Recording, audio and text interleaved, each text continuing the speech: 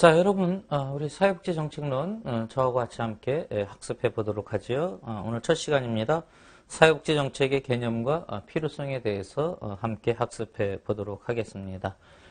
우리가 사회복지 정책이라는 걸 머릿속에 무엇이다라고 담고 있어야 문제를 풀거나 그럴 때 어떤 지침이 되어지는 이러한 모습이 되어지기 때문에 우리가 첫 시간에 이 정책이 개념이 뭔가 또 정책이 왜 필요한가 라는 것들, 문제에 출제되는 내용이기도 하지만 정책을 이해하기 위해서는 우리가 반드시 이해할 부분들이다라고 이렇게 우리가 이야기할 수가 있겠습니다.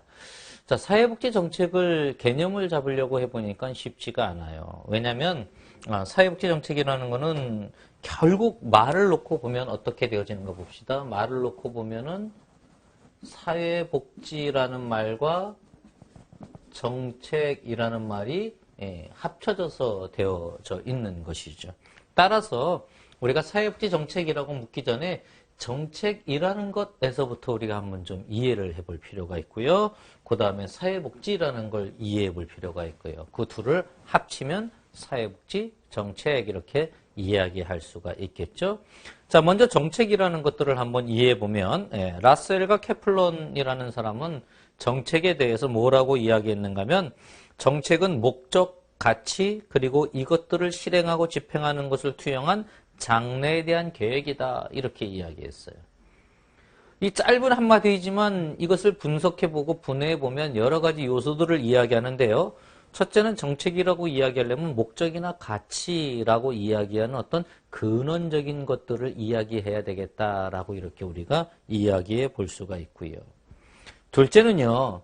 실행이나 집행이라고 이렇게 이야기하는 것처럼 어떤 일련의 과정이 있는 것이라고 이렇게 우리가 이해해 볼 수가 있겠고요. 셋째는 어떤 장래에 대한 계획이라는 말에서 드러나는 것처럼 어떤 일들이 계획되어지고 기획되어지는 것, 이러한 것들을 이야기한다라고 이렇게 볼 수가 있죠.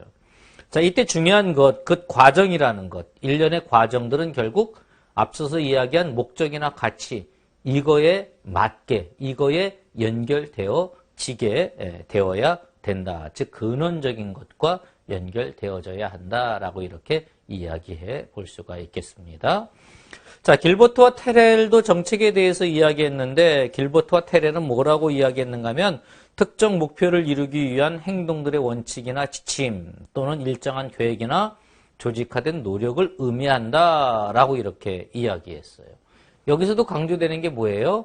그렇죠. 원칙이라는 것.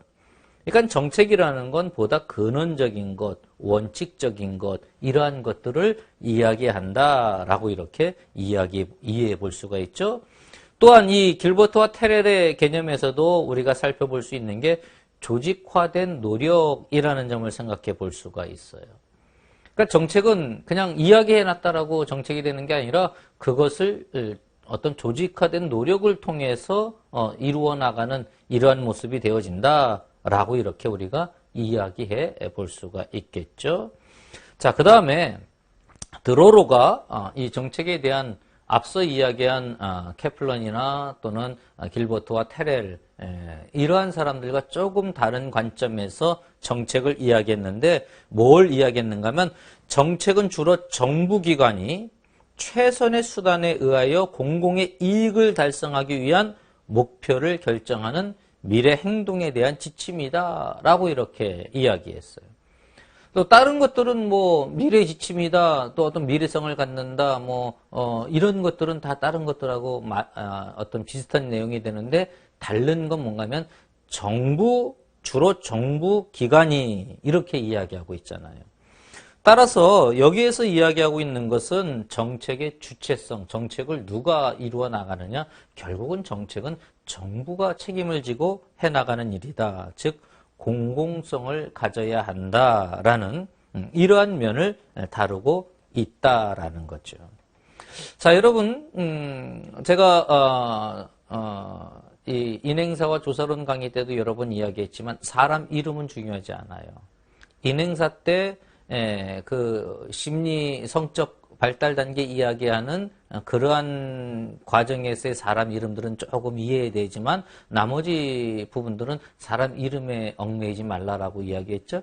지금까지 이야기한 사람들의 이름을 이해할 필요가 있는 게 아니라 정책의 개념을 생각해 보자라는 거예요.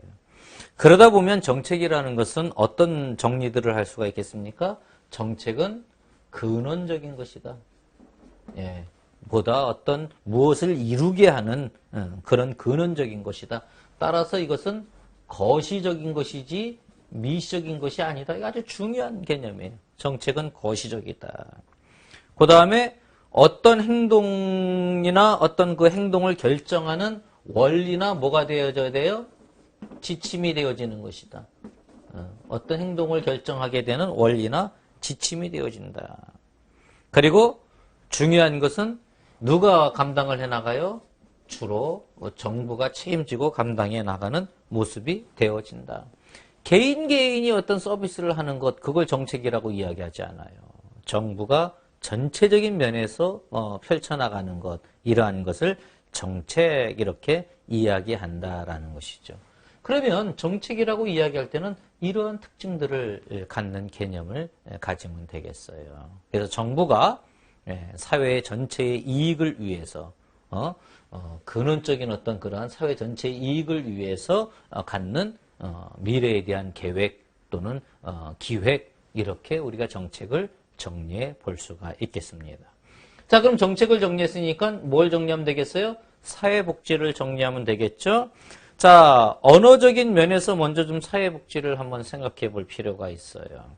자, 이 언어적인 면은 사실 여러분들 시험하고 그렇게 크게 중요한 건 아니에요. 하지만 사회복지를 공부하는 사람들에게 있어서는 이 어떤 그 중요한 개념적인 면에서 우리가 가지고 있어야 되기 때문에 여러분 좀 이해하고 계실 필요가 있습니다.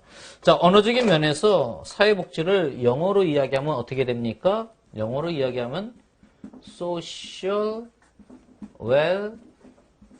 welfare라고 이렇게 이야기할 수가 있어요. 자, 그러면 welfare라는 걸 제가 늘 질문을 먼저 하는데 welfare라는 건 뭘 이야기해요? 그러면 복지요라고 이렇게 이야기하는데 welfare라는 것도 결국은 두 가지 단어가 합쳐진 거예요. 어떻게 합쳐졌는가 하면은 well이라는 것하고 fair라는 게 합쳐진 거예요. 그럼 well이라는 건 뭘 이야기해요? good, sound, 좋다라는 그런 의미예요. fair라는 건 뭘 이야기해요? 어떤 상태를 이야기해요. 상태. 그래서 다른 말로 이야기하면 being 이렇게 이야기할 수가 있어요. 상태. 그럼 well-being이라는 건 결국 welfare라는 건 결국 뭘 이야기합니까?